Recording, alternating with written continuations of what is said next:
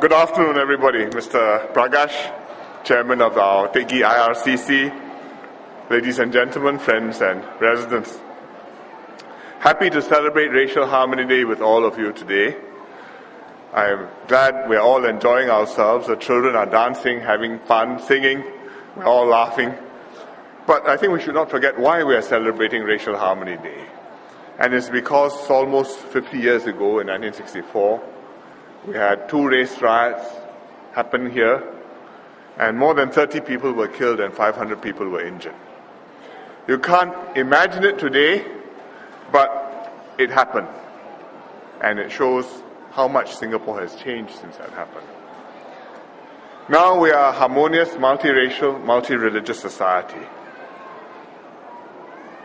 But how did we go from riots and people getting killed and injured to where we are, happily mingling, enjoying ourselves, being friends with one another?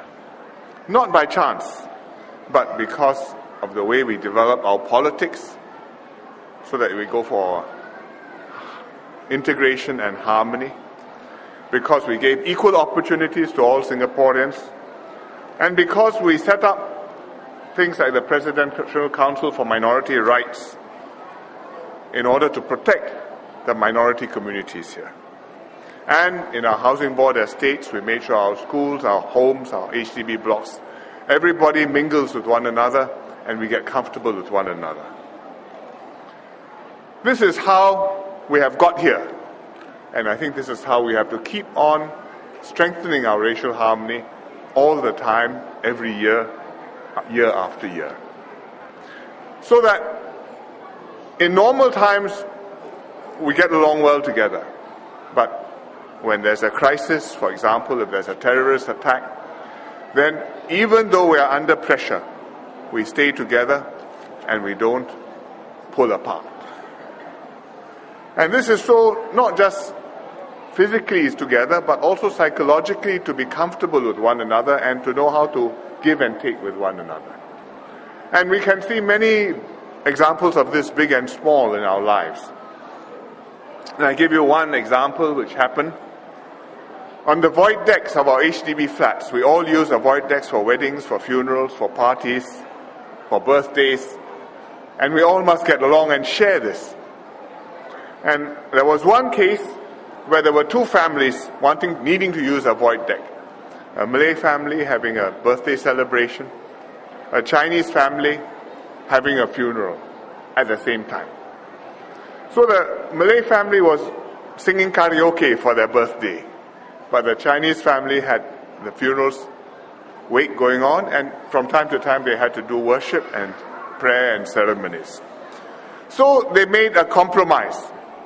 The Chinese family said, it's okay, carry on, enjoy your birthday and your music. But every hour, for 15 minutes, please lower your music so that we can have our prayers. After our prayers, continue with your celebration. And so they did. Both sides were happy. You give a little bit, I give a little bit. We get along well together. And that's how we have built racial harmony in Singapore, and that's how we've made the accommodation and the adjustments amongst our different races and religions. Of course, besides race and religion, we also must make sure we build harmony between different groups in Singapore and pay attention to new fault lines. For example, between old citizens and new citizens. We may be racially the same, maybe both Chinese, maybe both Indians, maybe both Malay stock, but I think we've got, between the old citizens and the new arrivals, different norms, different habits, different customs. And it can cause social frictions, especially online, where people are less restrained and they speak. Sometimes they offend others, and it can cause a problem. So we have to work together to make sure that this doesn't affect our social harmony. And on both sides, as I've said before, we must have that adjustment.